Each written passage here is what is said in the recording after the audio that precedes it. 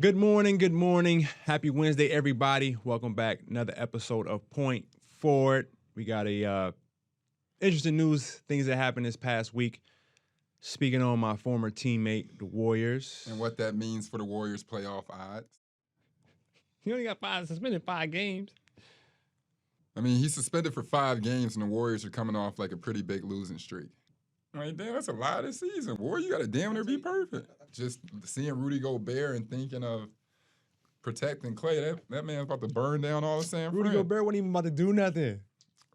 Look, man, what you want me to say? Let's get into it. We're going to talk about it. Make sure you follow and subscribe on all platforms at Point Forward.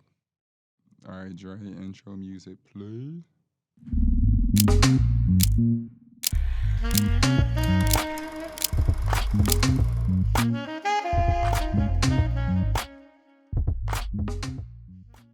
So, Dre, Mr. Executive Director of one of the most powerful unions in the world. I seen this past week that one of your old buddies, teammates, you were his confidant, kind of added some more work to you, put some more work on your desk with some of his actions, right? No, I mean, it depends on how you look at it. Yeah. Well, what are we talking about? Let me make sure we're talking about the same thing. We're talking about the Honorable Draymond Green okay. doing a rear naked choke to our French buddy Rudy Gobert. You know, I think it was, you know what, this is how Yeah. I interpret it, okay? Because, you know, what are sports? You know, it's community, you know, everybody coming in, excited about their fan base. It's like factions and, you know, it's funny because some of the interaction with our fan bases and the visiting team and the home team fans, it can get rowdy. Yeah, for sure. Right, like really rowdy. Absolutely. But they want perfect decorum on the court. Yeah. You know, and so. And there's women there flicking Brian off and calling them bitches and everything. Like, it's that hostile. I mean, sports does that to you. Right, yeah. right. But it's a level of competition, and it could get heated and emotional. Yeah. And so when you look at, you know, like slow motion, you know, highlight reels or introduction video. Remember, it used to be NBA on NBC, or it's like you know, Monday Night Football, the music that comes into the intro of the game. And like a Ray Lewis, like, correct. Like motivational and when speech you're to get you going. Yeah. Right. And when you're watching Hard Knocks, Yeah. you're watching any of those documentaries, The Last Dance. Yeah. It was like, they said MJ was a tyrant. And remember, he was, yeah. And he was like this, like you see like a real emotion. I think that's what the fans, they feel that. Yeah. And yes, there is a fine line. You can cross that line sometimes. But we talk about football sometimes, even hockey, some of these very physical sports, it's like that line is like you're towing that line. I mean, you got it. It's a habitual line stepping. Yeah. The majority of the time. Yeah. You know what I'm saying? Like, this is what it calls for. And not to say that's what it was in this moment, but yes, a line was crossed, but sometimes that's the nature. And I think with our sport and how visible it has become and becoming one of the more progressing leagues in terms of our fan interaction, especially on social media, like we use those platforms better than any other league. And so we're so visible that, you know, they'll make highlight tapes over a guy when there's certain females in the audience. Yeah. Like, oh, she's here. Yeah, this Ruby guy's Rose. gonna have a good game. Yeah. You know what I'm saying? Like Emmanuel Quickly. Yeah, for sure. Who we had a dope conversation with in Spain. Yeah. And we were talking about, you know, Ice Spice was at the game and he had one of his best games. And I didn't even know who Ice Spice was. That's how I learned about Ice Spice. It was like, this girl's at the game, and so all these young players are playing well. I'm like, what? This is what the conversations we're starting to have. And so there's like a magnifying, we're under a microscope in terms of all of our actions. Like, they watch everything. They watch what we wear to the game. You know, they watch what we're doing off the court. They watching like what we do for fun. Like, they know where that guy is. Oh, he's over here at that club. Or this guy's like, can do this. You know, like, they know everything about our lives. And so I'm not making any excuses like, you know, right and right is wrong and wrong. And when you have wrong, you know, there's disciplinary actions, but it wasn't, no one's life was in danger. Correct. You know, but it looked really bad. And I'm going to go to this in terms of JaVale McGee, and like where Shaqtin' a Fool came from, JaVale's so tall and so gangly that his body movements, it looks different. Yeah. And so there's a comedic relief to us seeing someone at his stature doing some of the things he does. So when he falls, it's different watching him fall versus somebody else fall. Like it's just, it looks different because we're not used to seeing it. And so when we see Rudy go from half court to the bench in the manner that he did, I'm not trying to be funny, but it was funny though. No, but then you correlated to a time when that looked super wild because Rudy, it's a fight or flight thing. He didn't fight back. He looked like he just got victimized. Now you look at Karl Anthony Towns, or you look at when Joel Embiid got into it, they got 3 and 2 games apiece. And Ben Simmons even got like a game all because it looked like somebody wasn't getting manhandled and you legit kept your footing. I felt like Rudy made it look 100 times worse. Right. And then the victimization of it was just like, come on, my guy. Like, right. How about you fight back and it'll be okay? Like, it looked like everybody told me, why would he do that to him? Like the biggest man on the court? No. There's no place for it. Don't let me get that wrong. I don't even think it wasn't that bad. Like no one was really in danger. My point exactly and at all. It was like pushing, shoving, and it's like jostling for position. It was more of that. Like we knew no one was going to really get hurt, but the optics of it, and so many eyeballs on our game, and then the narratives we paint on certain people. Yeah.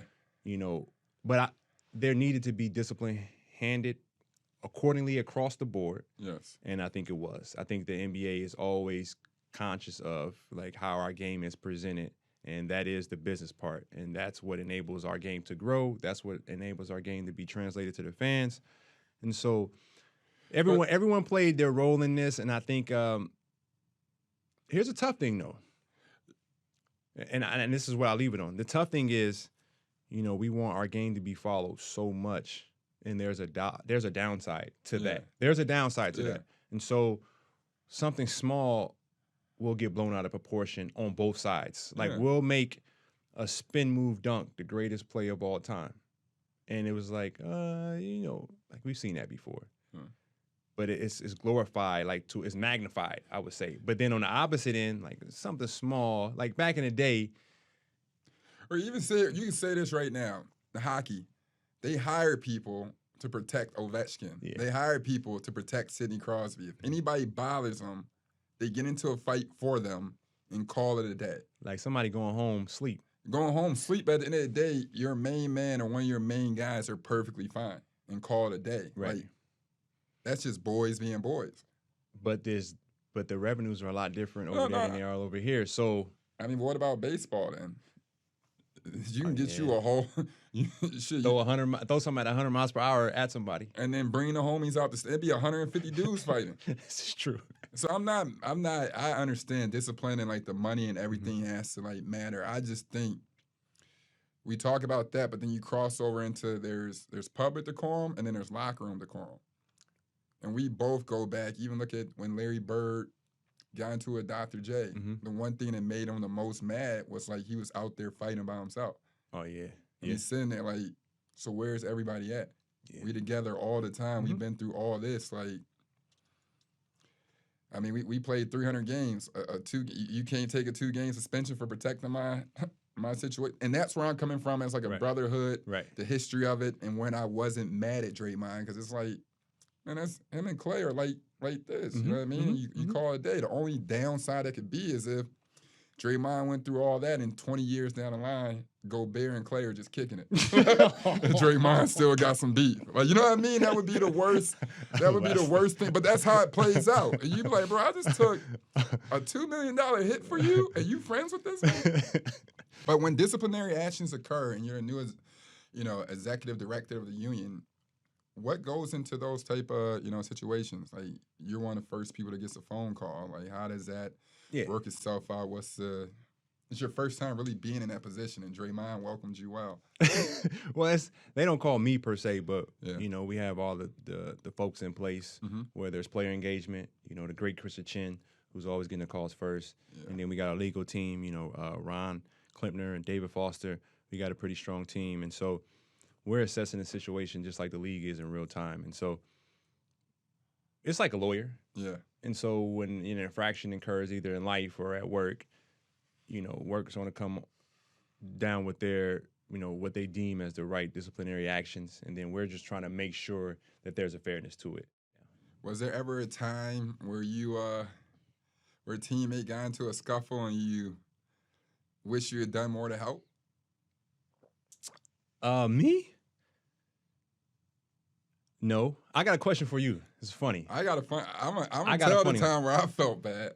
I got one for you. Yeah. So, I'm talking to my man, 2 Live. Yeah, Tom 2 Live. What up, 2 Live? And so he's mad at me saying how I let Draymond get 5 games. I said I wasn't playing the night that it happened, so I don't know if I let anything happen. Yeah. And so trying to explain to him, kind of what could possibly be the thought process behind, what occurred. And he's like, he's sticking up for his teammates. And he was like, you can't grab, if you're on one team, don't grab somebody else from another team. Grab your own people. Yeah. And I had to remind him, well, no, wait. It was OKC versus Philly and Philly. And KD and Evan kind of got tangled up. And I grabbed Evan and pulled him away. And Evan was like, don't ever pull me away. You grab him. So just in case I can hit him. No, real. So I was like, did I do that right or wrong? Because No, you said wrong. you said Rudy can't grab Clay, but then Evan said I can't grab my teammate Evan. And so which one is it? We supposed to be in down on Buddy, G. Like, period.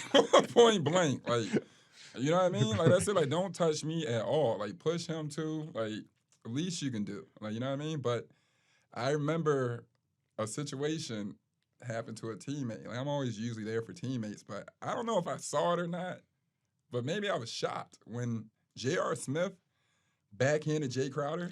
Oh, yeah. And he almost tore his ACL. Yeah.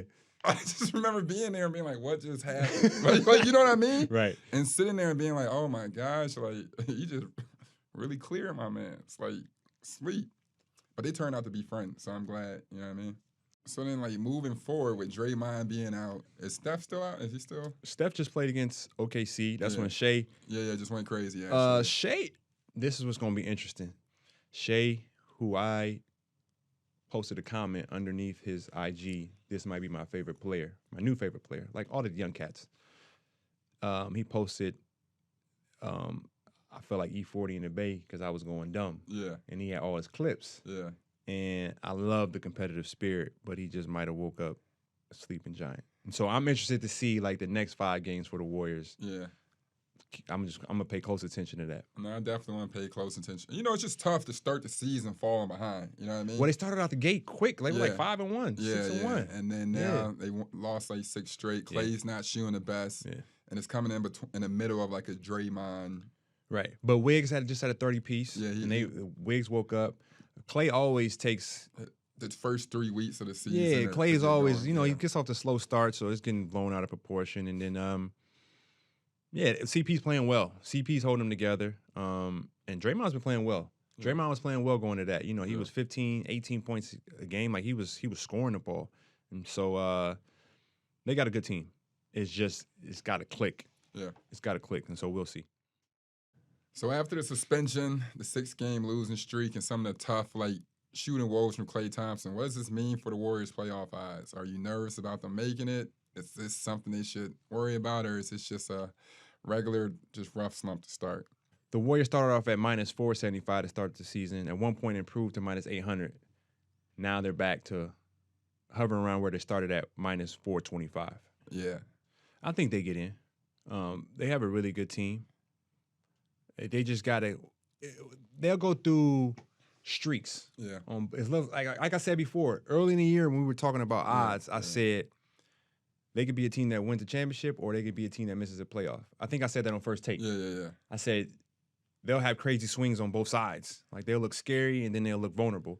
And so if they can get their groove, their rhythm, I think they'll be fine. Like, I know for sure Clay will find his rhythm. As long as Wiggs is doing what he does, they'll be fine. Steph is going to be Steph. Kuminga's had good stretches. Mm-hmm. It's interesting, though, because they have a lot of depth, and The kid, Brandon, what's it? Brandon, the rookie. The young kid from Santa Clara. Yeah, he's supposed to be like in the top 10 right now for like rookies, like efficiency rating and all that. Correct. And then not PBJ, Tracy the big kid from Indiana Davis is also up there as well. Yeah, right. So. When you think about it, you do wonder, because you know how you know exactly how many reps you're gonna get night in, night out. Yeah. But if you have a team that has too much depth, and you know you're switching who finishes the game every night, and 10 players is too many sometimes. Yeah. Right. Depends on your group. Yeah. Like the Spurs, they always had 10 guys, and everyone knew their roles, and it was interchangeable, and it was like you can lean into that. Yeah.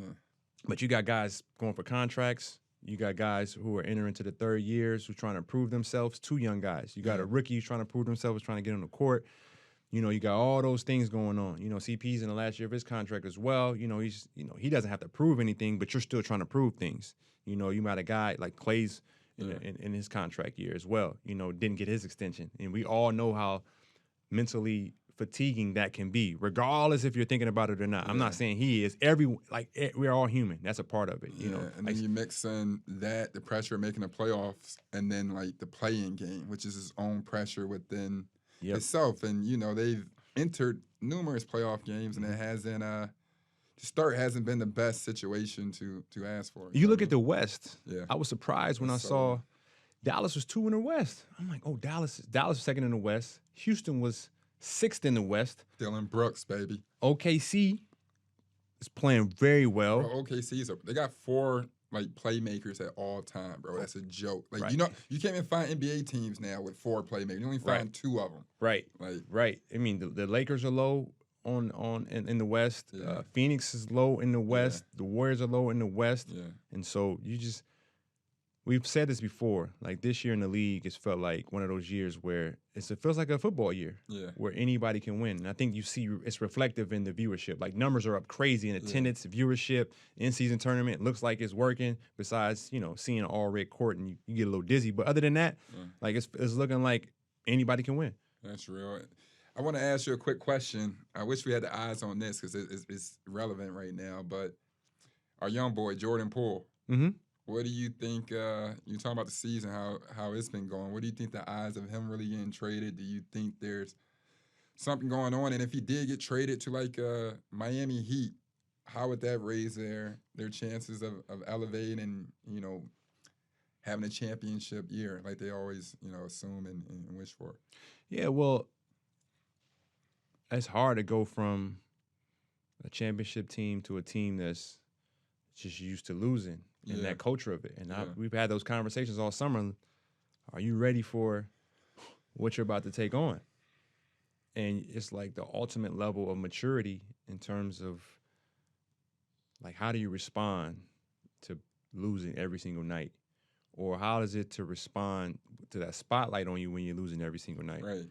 Like, we played in Philly, and we played hard, and we, you know, we maxed our potential. Yeah, and I had teammates that used to be like, shit, we ain't got to really trip on the loss. They going to be on his ass. You know what I mean? It's like, I mean, it ain't that bad because they all going to blame Andre. When you left, it's like everybody worry about Evan. So, like, whatever's going on right now, everything is going to go on his back. And you're absolutely right. It's a different game with pressure, worrying about yourself, and then having to carry a whole franchise. And, I mean, they're watching a dude during timeouts and, like, every little thing he's doing I mean, it's a different level. I mean, that's why you got to appreciate the guys like Steph Curry. Right. You know, even like the Dame Lillards, the people that can carry it, you know, on their back, pause, and like with no pressure, and literally had the resilience to take on this of what comes with being a franchise too, because you're constantly nitpicked whenever you have a bad moment. And it's this new era of youth where they just have these waves. You talk about a lot. Yeah. You know, having that wave. Yeah. Like, he's just a wavy dude. Yeah. Like, Kuz has a wave to him. Yeah, for sure. But Kuz got it at one point. Whenever the Lakers lost, it was Kuz's fault. Yeah, for sure. You're right. You know? Yeah. And he kept developing too. Kuz is a hell of a player right now. And you so the thing with JP is you just got to keep working. The only way to get out of the position that he's in or they're in, you just got to keep working. Yeah. That's all you can do. Like, I don't care if you average 8 points for the next month. As long as you keep working, you'll eventually get to where you need to be. It's just, you have to go through that experience to get out on the other side. Like, you can't drown in it. You can't soak in it. You just embrace it. Like, all right, what's next? Next game. And I used to remember Luol Deng, this always stuck with me. He said, that's the beauty of the NBA. You have a bad night, you got a game either tomorrow or the day after that. So I'm just looking to get right back at it. So you just got to take that approach. And then what makes it bad is I remember our guy Jay Larinaga was like, when he's talking to me in Boston, he's like, man, you struggle a little bit, but to be honest with you, people only remember the last 20 games. And he's like, you could turn up from there. Yep. And, like, this is a coach telling me. I'm like, what? He's like, I'm telling you. He's like, it sound weird, but, like, it's a lot of games. People are only going to remember the last 20 games. And our boy Solomon Hill got paid $55 million off 8 days' worth of work in the playoff I got series. one for you know what I mean? Calvin Booth. Tyler Johnson. Shout out to Calvin Booth. Yeah. And he was in Seattle. He played well against Tim Duncan in the series they lost. Oh, I think I remember hearing the story. Jerome James? Yes. Jerome James. Who remembers that name? My man Isaiah Thomas gave him the deal, right? Yes. He had two good games against Tim Duncan in the playoffs, and they lost and got paid. I remember that, bro. I remember that. I remember that story. Tim Duncan was that good. Apparently.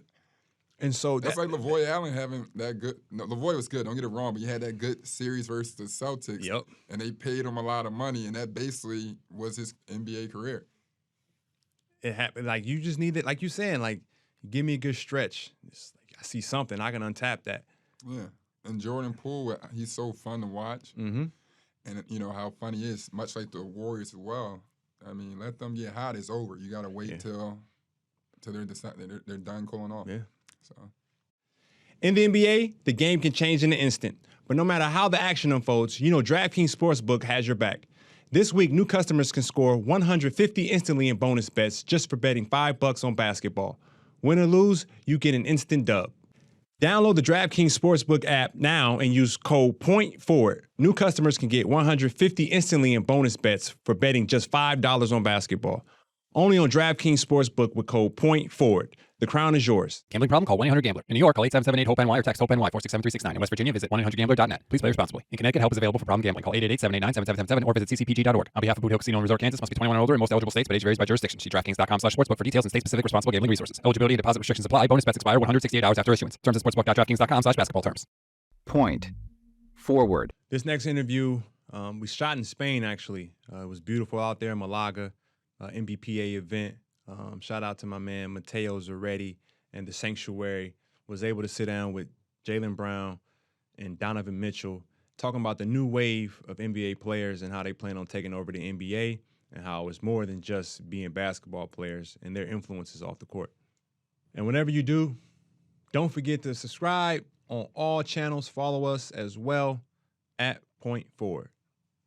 Point forward. To our listeners, welcome to Point Forward, the podcast. Myself, Andre Iguodala, and my man, Evan Turner. We are here at the NBPA Performance Summit, the Sanctuary in Andalusia. We're in Spain near... Marbella? No, we're not in Marbella. You're supposed to know where we're at.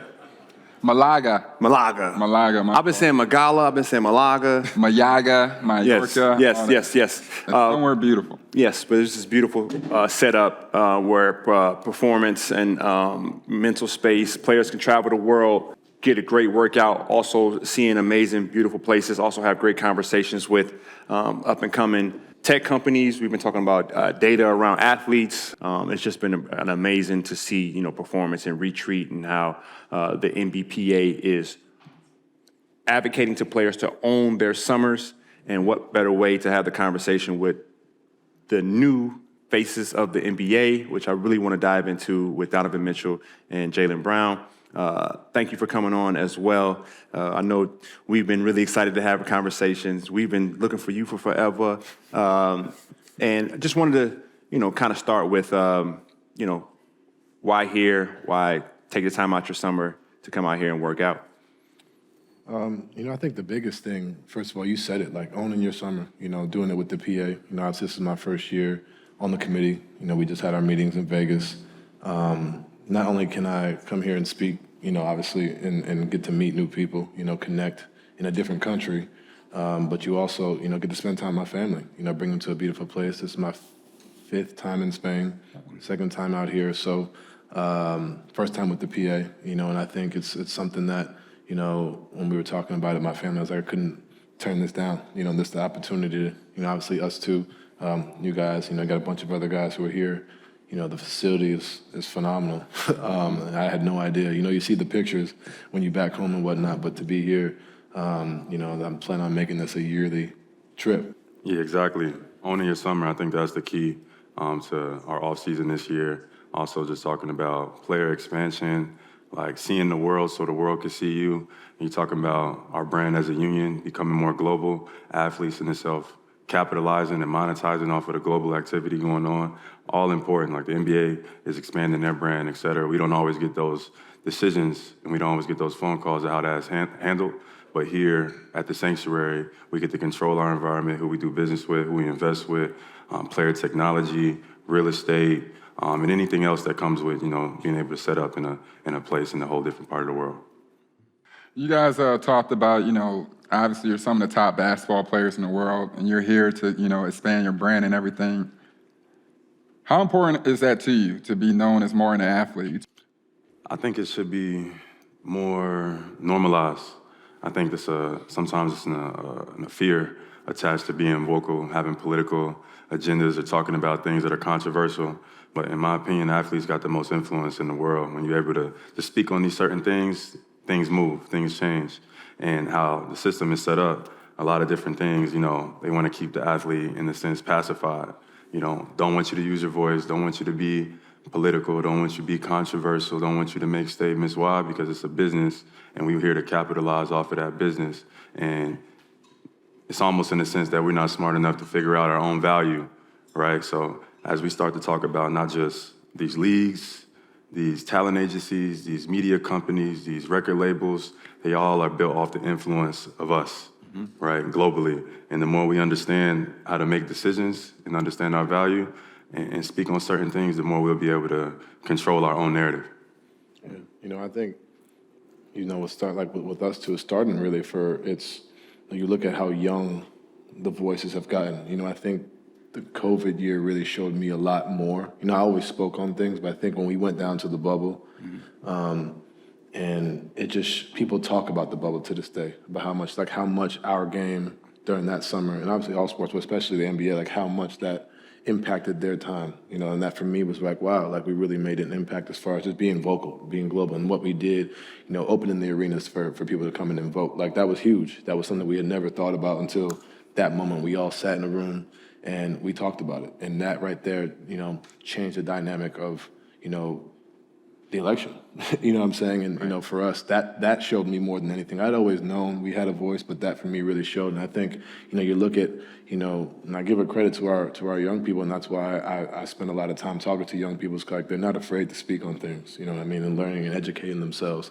And that's not always been the case, but I think it's crucial, to go out there and not just be an athlete, be a basketball player. There's more to us. We're humans. We do different things. We're just like everybody else in this room. The only difference is we probably shoot at a higher clip from the field than most people in this room. But for me, it's just like, man, we have so much we can do, as athletes on this pedestal that we're given. So why not use it? So I got a question that fits both of you perfectly. And so, you used to play for the Utah Jazz, and you're in a city like Utah, Salt Lake City, and you play in a city like Boston. Very similar demographics. And we always try to express ourselves as athletes from our vantage point, and it's always misconstrued. And, you talk about athletes owning their own voice now. And so coming from a city like Salt Lake City, now you're in Cleveland, and you've spoken from your vantage point of what it's like to be African American, and you've spoke up many a times, and you've taken some hits speaking as African American in the city of Boston. And as the faces of not only the franchises, but the NBA, is it difficult, or just walk us through, how you try to express yourselves on, racial issues or just race in general, especially in America, with understanding that you're going to get some blowback, or you're going to have to, take some heat but you still have to be true to yourself. So how do you go about that? Yeah. You wanna go? Yeah, I think, my biggest thing was always, if I wasn't Donovan Mitchell, that's the biggest thing. If I wasn't Donovan Mitchell, I talked about in a story I did when I left was I got pulled over by a cop, given a hard time, talking about my windows, talking about whatever, until I gave my ID, the whole demeanor changed.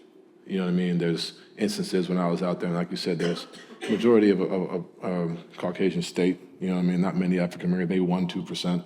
And there's kids getting bullied, black kids getting bullied. There's a black girl who killed herself because she was getting bullied. And I spoke on those things. I spoke on what I've seen, what I've heard, because at the end of the day, I'm a black man, more before anything else, before the basketball, before anything else. And, I think that for me was my biggest thing, was just speaking on what I saw and speaking on ways like this isn't right, and I really didn't care about the blowback, to be honest, because it was like I felt no matter what happens, I don't have to play basketball day in my life. I'm speaking up for people who really don't necessarily get to be able to be on the podcast with you and have the same voice and be able to talk in front of these people, you know what I'm saying? So, I'm giving people who don't feel like they have a voice.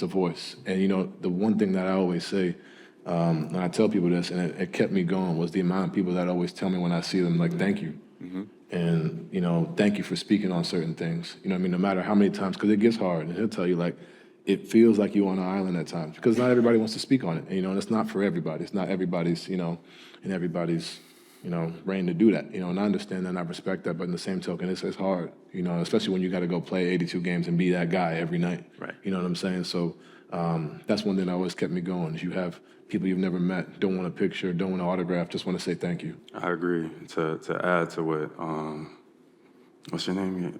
Donovan. To add to what Donovan said, like just because you escape the barriers that society has put up doesn't mean you're going to forget about the people who didn't. Like we had a lot of opportunities, all of us, a lot of things go right for us to get to the position that we're in. And it's a lot of people in America who look just like us who won't get those same opportunities just because of how the system is set up. Two, I would add, is that there's like this social norm in athletes in these spaces is that like when you accept a certain amount of money, it comes with like defamation of character. It comes with people talking crazy to you, can be disrespectful, and that's through media, through fans, and it's like almost like it's normalized for like you making millions of dollars, like you'll be all right. Yeah. And that doesn't go to say that's everybody's perspective. Right. I met a lot of great people in my community and the places I live now, but it's still that social narrative throughout the media, throughout the fan base that still exists. It's like, we don't really care how you feel. It's almost like we don't really care that you're a human being. It's like, what are you doing for us? And what are you producing? What can you do for me lately? Type of mentality. Yeah, and I totally agree. And it's just so refreshing to hear two young African-American athletes speak on this because you said it, the social norm, the social narrative, and we say these things and it's always that one line taken from it and it's thrown at our fan base as if, well, you don't like Utah and you don't like Boston. And it's like, no, we have an influence. We want our fan bases to understand who we are as athletes, and we're not attacking the city or our athletes, but we're just bringing an awareness to what's really going on. And, that's, one of my favorite books is Prisoner's Geography.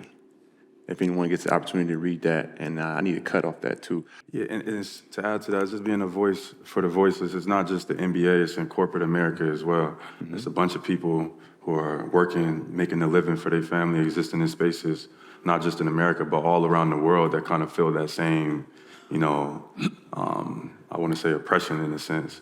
And like our ethics, our moralities, and all those type of things I hate the phrase like this is game that you got to play. Everybody uses that term, like play the game. Mm-hmm. And I hear people come up to me and say that all the time, family members from the past, it's 2023, I don't want to play the game no more. Change the game. I want to change the game. Yeah.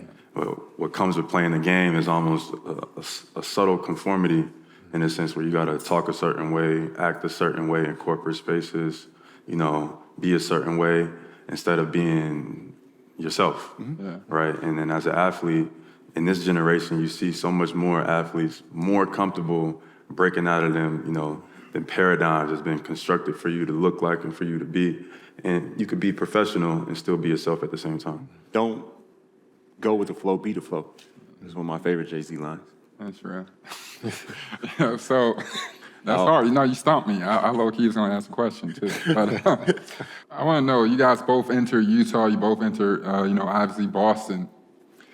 There's some cons of it, and we speak on, like, some of the injustices, but what were some of, like, the pros that kind of shocked you when you came into Salt Lake City or into, historically racist place like Boston? What's something that can humanize it that usually doesn't get commented on? Not saying to show empathy, but at the same time, I also like to show two sides because, we say so much and we don't want to get it drowned out, but there's greatness in every place. So what's the goodness that you found from there? Yeah, I think you spoke on that. Like, I spoke a lot about the racial issues out there, but, like, they took a kid in, like myself, who didn't expect to make the NBA, drafted, didn't expect to start. I don't know where I'm starting. Gave you Gordon Hayward's rock. Exactly.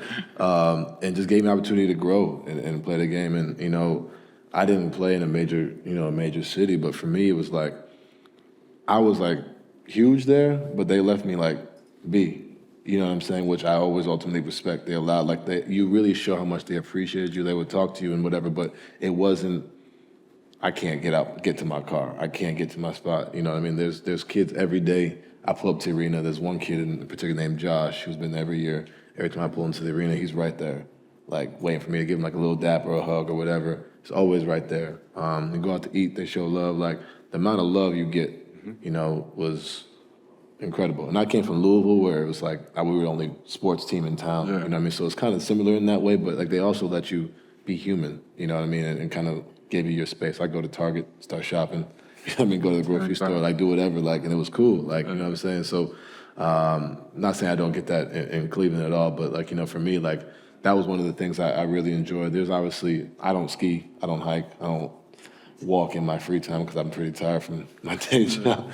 But like, there's so much stuff to do there. There's so many great people. As much as I say what I say because it needs to be said, I feel like people take that and lumps it in with the whole state. But there's also like people that like I've met in great relationships I've formed, and to this day that I ultimately respect. But and like I said, Quinn Snyder and them, they allowed me to rock, man. Like, you know what I'm saying? I give him a lot of credit because they helped me. Johnny Snyder coached us back in Philly. So yeah, you know Quinn. Like, he allowed me, and like they allowed me he gave me the ball. He didn't have to. You know what I'm saying? He gave me the ball and said, go. Like, point through your mistakes. And ultimately, it's a big part of why I am where I am today. And I'm extremely thankful for that opportunity. And I'm a huge, huge fan of Ryan Smith. They call it Silicon Slopes. Yeah. So I've been out there many times. Deer Valley, I love Deer Valley. I'm actually thinking about getting a second home there. They got great golf, great skiing. We're contractually not allowed to ski, so I'm 40 years behind on attempting to ski. But Jaylen, I got a question about Boston in a sense, not in a competitive sense, but you and Jason are two of the top young guys, and when you quote unquote, he's like the golden child, and for the lack of better term, you're like a dark knight in a certain sense. But how do you approach it? Jason's kind of more relaxed, more reserved, and you're gonna naturally have certain comparisons, especially when you're complete opposite of outspoken, brash, and you keep the A's hat on everywhere. You know what I'm saying? Like the Braves hat on everywhere. How do you approach that? I just made, a lot of promises to myself. And when I first got to Boston, it was a lot thrown at you. 19-year-old kid, you hear the stigma in Boston as well. So you're unsure about how to feel about everything.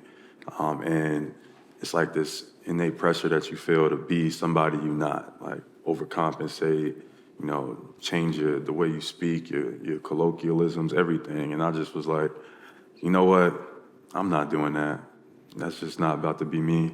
Like I'm unapologetically black. I'm gonna be who I am from day one to the end. I'm professional and I handle myself accordingly. But for the most part, I'm just gonna be myself. And I made that promise to myself that I wasn't gonna change or alter who I was for nobody. And it's worked. I've had a lot of, pushback and kickback from a lot of different things. But, I knew that would be, that would be a come with the journey or whatever. But, for me, it's been good days and it's been bad days, but I can look in the mirror and I can be like, I've been myself the entire way. I didn't conform. I didn't tell nobody something I didn't truly believe. I didn't smile if something wasn't funny. I didn't talk if I wasn't spoken to. You know what I mean?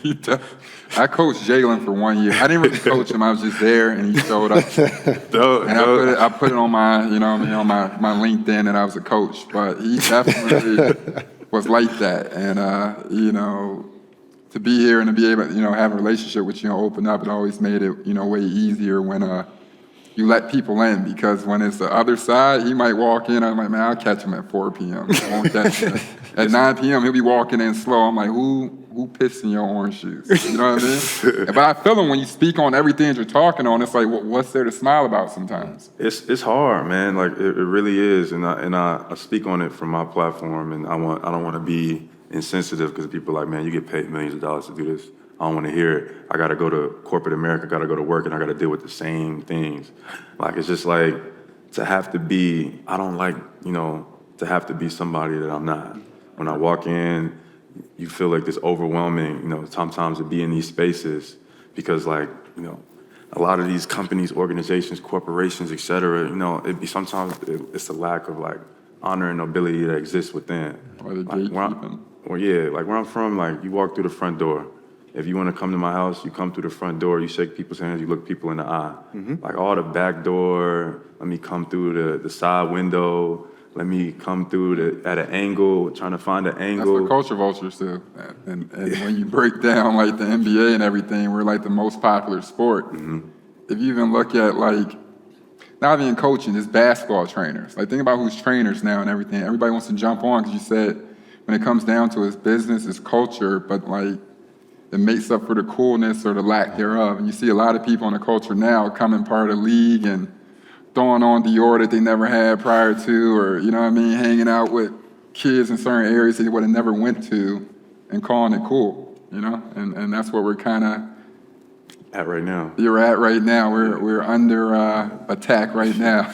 I hate to see that just because I feel like it's the kids. You know what I'm saying? Like it shows them false, like that's not it. Like, you know what I'm saying? And I don't think and I think a lot of us throughout the league, like Jaylen said, myself, there are a lot of us, like we care about our future. And you got people coming out here on Instagram doing this, doing that, and it's like, fam, that's not gonna work.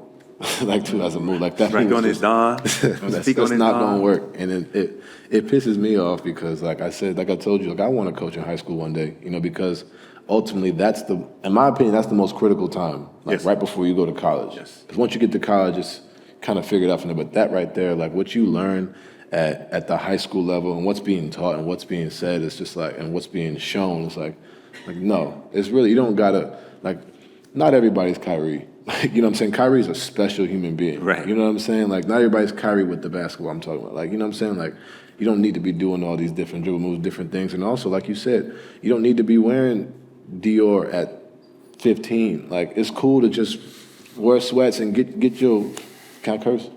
Yeah. You get your shit and then, like, that's it. Like, you know what I'm saying? And when you get to the space where you're wearing that, like, NIL is a little different now, but, like, you know what I'm saying? All right, cool. But, like, you don't have to do all of that, in my opinion. I feel like the people we do a lot because, one, we see it for sure at our level, for sure, but I feel like people try to, one, take advantage of the kids in that way, and also, two, take advantage of pros.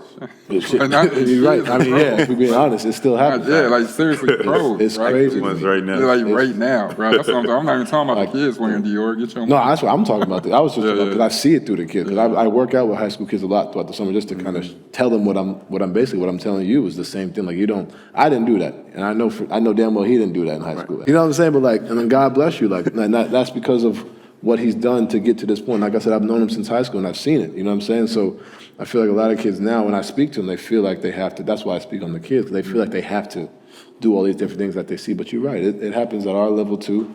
It happens at the college level, and it's one of them things, man, it just really pisses me off, to be honest. So considering you two are two newer members of the union, and we talk about the brand and setting the tone in a way that the athletes should be shaped, we have a lot of investors and brand individuals here. which way do you want to go with, the future of the NBA union and what type of brands we partner with and what message that would be? Like, we made tons of leaps and bounds in the past 10 years because of Andre and Chris Paul and Michelle Roberts. How are we going to elevate it? Like, prior to, you get in there, I was talking to you, you did a Louis Vuitton photo shoot. Back in the day, we couldn't even get Lululemon. You know what I'm saying? So, like, now when you're looking at that level, at what level are you guys going to push it to, but, also bring the ethics and the moral part with it? Like I said before, like, we set the tone for fashion, art, culture, influence just in itself, not just here in America, but also globally. So I think that's all encompassing. Here's an example, being here at the Sanctuary, being able to have like player technology, almost sports medicine and performance. There's a want and a demand for athletes to come and touch certain parts of the world, right? Like, we have a global brand that's continuing to expand as a union, as players, and to be able to control that narrative through our own representation is key. Like, as we continue to get more understanding of our own value, as we continue to fight for licensing, we continue to fight for, the economic rights that we deserve, we also are starting to expand as a union, as players are coming together collectively, making decisions, group economics, all of those things, just continuing the brand, because, like, I guess I think one of the goals at least is to be like a self-sufficient union, right? We pay dues every single year. Like, every player pays, $10,000, $12,000? We just cut it. It was 15. We just cut it to 75, and then now we're thinking about Even just to nothing. I mean, that would be the ultimate goal, but we're about to cut it again. So yeah, we're going to be at 75. Yeah, so to continue to have these other avenues where we can do business with people in other parts of the world that have an interest in having, players representing technology and wearables and sports medicine and real estate and business, investing, whatever the case may be, we want to continue to have, to monetize off of our own representation, but also build great relationships all over the world. I think, to Jaylen's point, like, social media has helped a lot with all this. I don't, like, us being here, and like I said, the one thing I talked about when I first got here was like the pictures. I saw, the Sanctuary. I saw it, and I was like, man, like, this would be dope. Now it's being able to have these relationships and then not even needing to be in the same place to have these conversations. To be able to be in Boston while somebody's out here having this conversation, be able to expand with somebody's in a different part of the world, and you'll be able to talk within 10, 15, minutes, or seconds, excuse me. I think that's something that, changes the game as well, and that's allowed us to continue to grow. And also guys like ourselves, showing, the younger guys, now we have 18, 19 people that are here now, players, 20? So 20 players that are here now. Next, maybe we get to 40, and now maybe it's not just, here in Spain, maybe it's somewhere else, but continuing to move, but this is a great place to start because I'm biased. I love Spain. I'm not going to lie to you, but like, for me, it's like, how do we continue to grow? How can we continue to show, what's here? Because that's ultimately where it starts, and, with guys like yourself who kind of set the blueprint, we're just following that and expanding on that and building upon it, and the union's done a great job. And also I feel like the players have continuously grown to understand how powerful our union is and what we can do with our union. These two is an example of it. Like, they filming a whole podcast in Spain. Facts. Y'all didn't do well for yourself, man. We need to think about it like that. I mean, I think it's more, just keeping up with what you guys are doing. Like, you're the next wave. We've seen it all through social media. LeBron's about to be in year 21. 21. Steph's entering, Steph's about to be 36. 14. Yeah, CP's entering year 19. CP's 19, he's one behind me, so he's entering 19. Paul George is in like year 13, 14. He's in 14 headed up. Yeah, 14. Yeah, and I know I'm missing somebody else in there as well, like Kyrie's. Katie's the other one. So they've all saying like these guys have took the torch, and you are the next wave. And how do you? So I guess my first question is, how do you look at the responsibilities behind holding that torch so you can take this game to the next level and then pass it off to the next crew and they know exactly how to conduct themselves to take the torch? Exactly. That's an excellent question.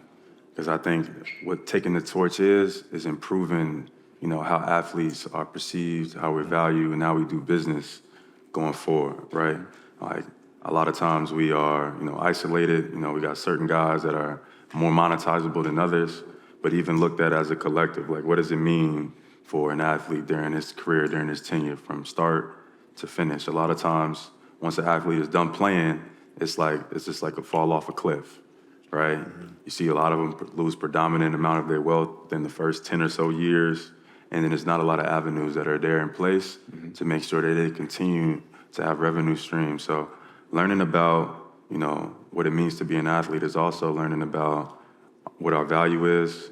We're also learning about how we can be collectively unified and how we can monetize off our own representation and do business together and make sure that not only are we good throughout our tenure, throughout our playing career, but years and years and years after, we still have opportunities to make money. We still have opportunities to have relationships overseas, globally, abroad. Like, we built this league too that we play in. It was like, so it shouldn't be just such a hard drop off like it is. So a part of carrying a torch is also enlightening and making these athletes aware of what's going on, because a lot of times there's so many distractions around. You got the agent, you got finance, all around. They're not really telling you why, because they're getting compensation from you, right? So why would they steer you to something that they're not inclined to get any payment from? So encouraging the athlete, look, you're not just a basketball player. If anybody tell you that you only need to focus on basketball, it's probably steering you in the wrong way, right? You're a CEO, you're an entrepreneur, you're an activist, you're a venture capitalist, you're a podcast host, you're a movie. I hear this, he started laughing. But you all of that and more, right? And you have the ability to make decisions for yourself. And, and we should continue to encourage more of our athlete friends to do so. Actually, Don, we spoke before, prior to it, what you do back home in Connecticut, and I think it's something that really sets the foundation of not only changing the game, but preparing people for the quote-unquote game. Can you kind of explain people to what you've been doing the past few years and, the big hops and leaps you made? Yeah, so, I grew up in New York, went to private school in Connecticut, and I currently live in Connecticut now. And one of the things I started doing with my family this is right after I think I signed my extension, when I was in Utah. I created a scholarship with my family, with my mom. My mom taught there, my sister went to school there. And our scholarship was based on sending Black and brown kids to school at this private school that I went to, from the city of New York, from Bridgeport, from New Haven, all areas where they may have the grades, but not the funds to be able to get there. To be able to show them, what I saw growing up. Like I told you back there, I said, if I didn't play basketball, I'd be fine. And I can't say that's the same for a lot of people in our communities. So being able to show them, quite frankly, was 35 minutes up the street. You know what I mean? And I had to do that to my friends growing up. They had no idea. Monday through Friday, I'm at school, but then Friday through Sunday, I'm in the Bronx playing in the tournament. They've never been in the Bronx. You know what I mean? So being able to kind of do that, so being able to provide a scholarship, I built the gym, being able to provide that through athletes, through sport, Black and brown boys and girls basketball players, continuously to build. And obviously this is my fourth year doing it, but, continuing just to show and continuing to show them, like, while they're playing AU tournaments, there's kids interning at Goldman Sachs. What I'm saying? Getting a head start to life. You know what I mean? So being able to put them in those spaces at an early age, being able to be comfortable, like Jaylen said, like the biggest thing that he talked about was unity. But a lot of times, a lot of us don't really know what that is, can't really be in those rooms because we just don't know, because we haven't known, like we haven't been in those rooms at an early age. And the reason why I was so comfortable, I felt like coming in was because, like, quite frankly, because I went to school up there. I was able to see all that. So I'm like, all right, cool. Like, I know, quote unquote, what the game is. I've seen it since I was 9 years old. You know what I'm saying? And I didn't know what I was seeing, but now I do. So now being able to kind of do that, through my community and whatnot. So I'm very happy about it. Hopefully one day I get to coach there when I'm done playing. But, being able to do that, I think that kind of goes to Jaylen's point of teaching the youth, even if you don't make the NBA, whatever it may be, whatever your path of life is, like just being able to, understand that you do you can do a lot. Like, you know what I mean? You can monetize a lot for what you do. And us as athletes, you know, we have that platform. People watch us, especially as basketball players. I would say probably the most out of any sport. You know, we have that, you know, and hearing it from a Donovan Mitchell, a Dre Iguodala, Evan Turner, a Jaylen Brown, hearing that, you don't know what that may do for that one kid's life in high school, grade school, college. You don't know what that may do. It may spark something that they never even knew was there. You know what I mean? That, quite frankly, the parents couldn't do, that their coaches couldn't do, but hearing that from someone they watch on TV every day, emulate their moves, it changes your whole perspective on life. So I've been, like I said, it's my 4th year doing it and looking to continue to build and, you know, hopefully I coach when I'm done. Yeah, and that's a beautiful thing. And two things I heard. One was at a tech conference where it was 4 African Americans, and this is one of the larger fintech specific tech conference that I've been to, and you saw so much wealth there. And it was amazing. Just access is the key. Just being able to get in the room. But I was able to, you know, hear a former CEO, one of the disruptor of the streaming, right? They were at the forefront of that, and the former CEO, and he was speaking on education, and you know how the Parent Teachers Association is really in the way of proper funding for our public schools. And it's a book called Color of Law. I live in a library. My wife's just like 1 million books in there. So the Color of Law is basically redlining and how the suburbs and, you know, demographics move to the suburbs. They take their funding with them. And so that's where you start seeing a lot of our public schools not have the proper funding. You look at the Oakland school district right now. It's like they almost thought about shutting down the sports for the whole district, right? And they had issues with, you know, just feeding the kids as well. That's why with Steph, with Eat, Learn, and Play, it's been such a blessing. It's just so much more than people even realize. And I'm saying all that to say, I also heard, he spoke on charter schools and how that's the real model we should be teaching our kids, regardless if it's right or wrong. But, you know, he pointed out a lot of the issues with our public schools. And then I listened to the All In podcast with Shamath. I won't mess up his last name. He was one of the early investors, and I think he was CTO at Facebook. And then there 2 or 3 episodes ago, they spoke on, you know, how do we change the system of our schooling and teach our kids? And so, it's, you know, you have equality across teaching, and, you know, everyone has access to proper schooling. And they even took it a step further, going back to nurseries. Like the nursery is where it's at. Like, don't wait till they get to kindergarten. You want to make sure they know 2 or 3 languages before they even start being taught in school. And so just like hearing all these things, and it's like, these are the things we need to have access to learn about so we can take it back to our communities, and that's a part of group economics. And I know you've, 8 figures, and you've lost 8 figures, you know, millions upon millions, and not taking shoe deals. Like, you don't have a shoe deal. So how do you think about, you know, one who represents you, and then how do you think about the type of deals you have, transaction versus equity? And then I'm asking you as well. Yeah, how you getting so much money you can reject the shoe deal? That's what we want to know. Yes. That's what we want to know. You getting chicken and just buying shoes.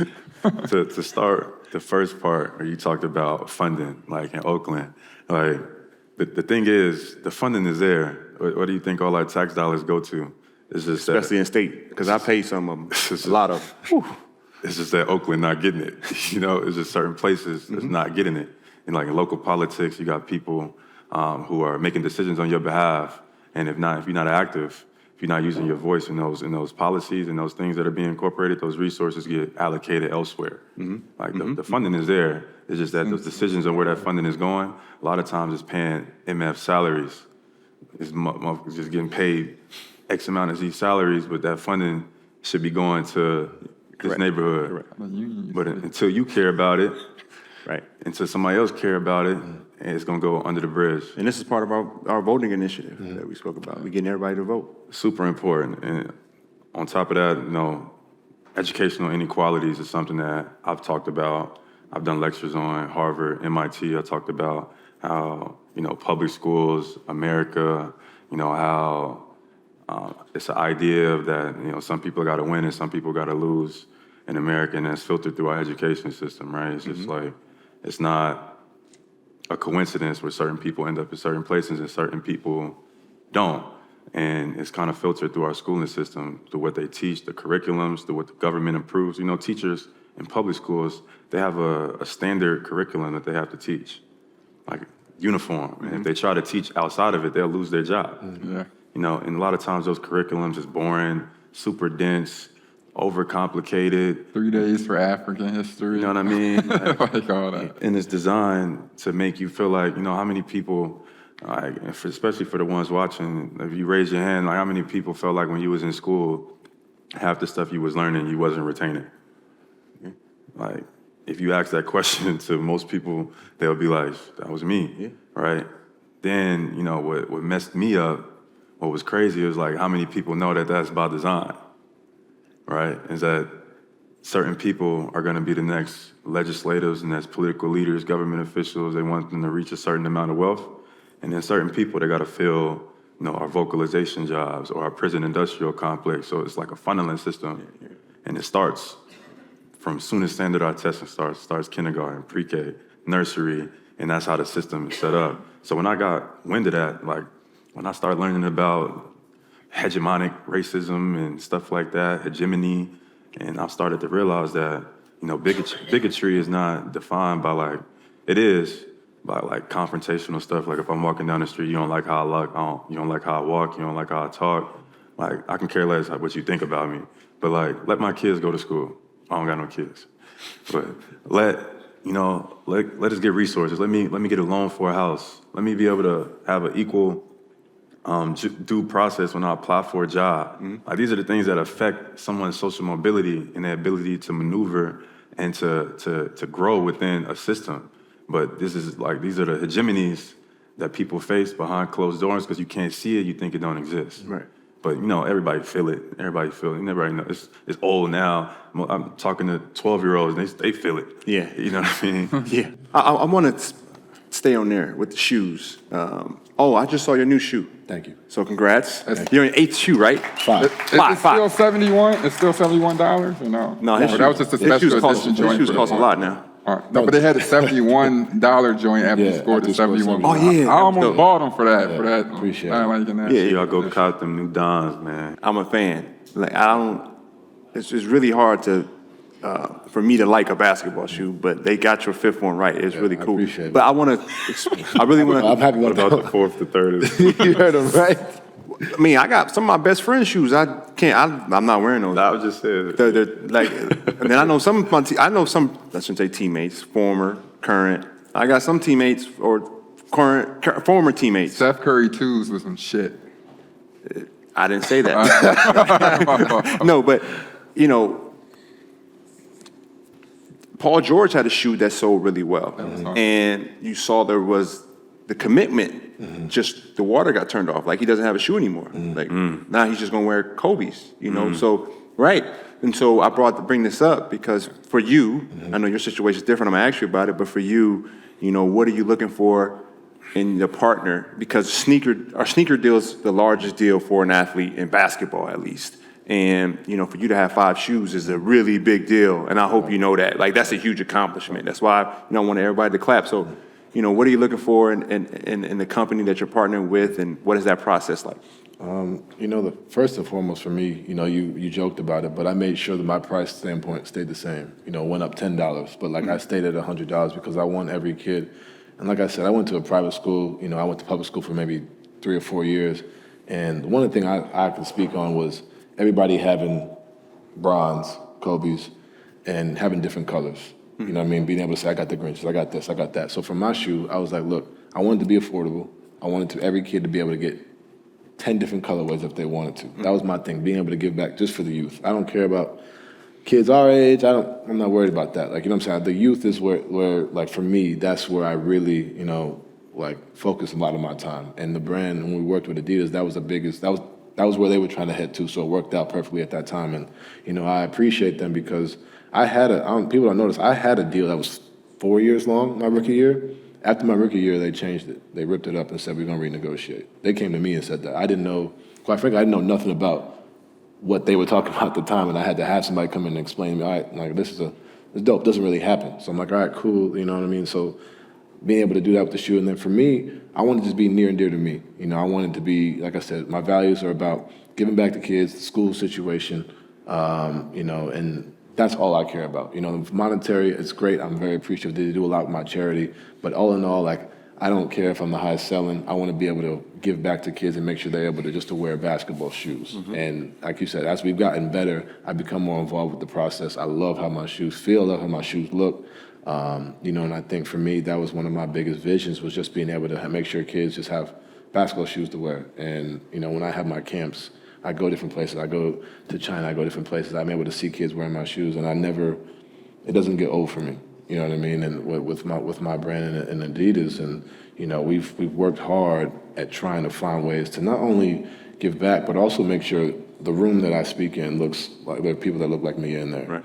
And, you know, that's not always the case at these companies. And, you know, I made sure I spoke on that, you know, and I made sure that I was able to give my voice, and they heard it. And I think there's five of us on the team, 4 of us on the team, you know what I mean? Just on my shoe alone. Nice. You know what I mean? And we've continued, and some have left, some have stayed, and continue to go on to greener pastures and bigger things. I'm not going to say that's all because of me. They're talented and done their work as well. But that was one of my biggest things, is, like I said, stick to what my values, you know what I mean? Not like Jaylen said, like, not changing who I was. And Jaylen, you don't have a shoe deal, and you've given up millions upon millions. But we're starting to see, like, I invested in Allbirds early on, and then now we're seeing On, the new shoe company On, who's doing great things with Roger Federer. And so we're starting to see a lot of sneaker disruptors out there. And so for you, you know, why haven't you signed a deal, and you know, what's on your mind there? I think I'm more inclined of following that sneaker disruptor kind of path. A lot of the deals that, you know, kind of athletes get signed are kind of like stationary. It's like, here it is, cut and dry, no creative control, no control over your marketing, but no input, actually. Not even full, don't even mention creative control, no real input, you know, to be honest. And the budget, the marketing budget, how you're being branded, the campaign ideas, a lot of that stuff is developed for you. And wanting to be able to have representation, control, and say so, and how your narrative is being projected is not something like major companies are really trying to do.